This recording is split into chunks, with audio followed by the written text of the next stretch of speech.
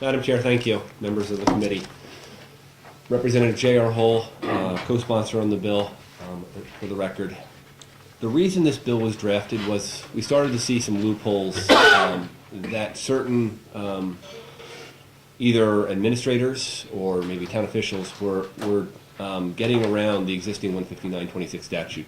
And the one that comes to mind was the case in Nottingham, I believe it was last year, where the Board of Selectmen at one point said, no, yes, you can carry a firearm if you're a state employee into this building, and then they said no, and it went back and forth a little bit and made the press, okay?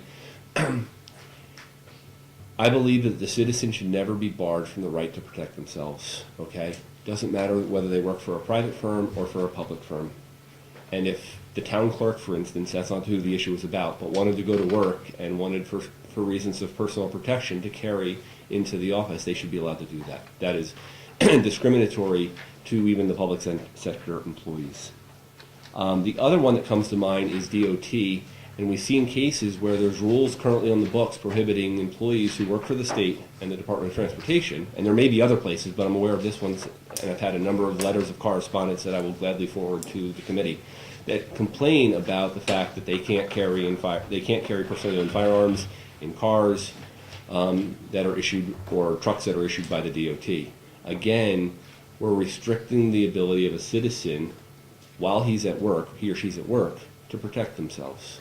And I don't think that that's conscionable, and that's why we have these statutes, and we're going to raise it to the level that the general court is setting the standard. Thank you. Yes, Madam Chair. No, I was just pointing at Representative, yeah, let him know he's on the list. Thank you. It's interesting you talk about Nottingham, because they sent somebody in, one of the town people came in and asked what the policy was in our town. And my answer to them was, if we were to tell you what our policy was, then we would know if we were armed or unarmed. Representative, Thank you, Madam Chair. would you believe? Yes. Thank you. Would you have any problem? We're getting a lot of these bills about constitutional right and everybody to carry arms and just be able to carry them, okay?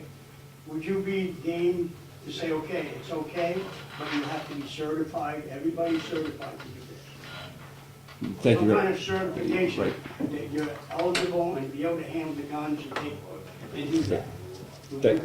Thank you, Representative Fields, for the question. I'm trying to think of other places where we would do the same thing, right? And none come to mind that we would ask for them to take the additional steps of getting certified, okay? Let's say an NRA, no offense to you, an NRA-approved firearms training course. It's a great idea. I would encourage such behavior, but I don't know that the general court should stipulate that through statute. And if we're going to put this in place, again, I don't think that's the right place to do this. I think proper firearms training is a great idea, and I would encourage it for friends and family, because when a firearm is misused, okay, things unravel very quickly. I don't want that to be the case, but I don't want to put in statute a particular set of training guidelines that need to happen. Just quickly, when I was in the Navy, we all had to go out and be certified before we went to Vietnam, okay, to handle these guns, regardless of constitutional right or whatever. You had to go to the courses, take everything, be a certain amount of degree. I don't know about the rest of the services, but that's the way it worked when I was in. And of course, I was in the 60s, so I don't know what they do now. So that's why I brought up the thing about certification, because I think it would be good to know who can handle it and who can't, regardless of constitutional right or not. And that hit me a while ago when you said everybody said, well, you should just carry them. And I guess that's why. Would you believe? Yeah, I'm just having a problem with that part of it. If I'm gonna let my neighbor, who I don't know enough about, would you believe that? That if I don't know if he's certified or not, if he's all okay to carry a gun and have the gun, I just think it's nice to know who has it. Thank you. Thank you. Thank you, Representative. Representative Sharon, well, you're first. Thank you. The question that I have, listening to all this testimony today, beginning early morning, is, has anybody talked with all of the insurance companies that we have? The insurance company the state has, businesses have, what's that, municipal association. With us as selectmen, we're covered by, certain insurance companies. I wonder what the reaction would be with all of these insurance companies if we approved all of this, that they would be, firearms or sidearms or whatever you want to call them, at the workplace. Does anybody, do you know? I know it's kind of like a slider I'm throwing at you. Thank you, Representative Sharon. I am not aware of any investigations into the insurance side of this.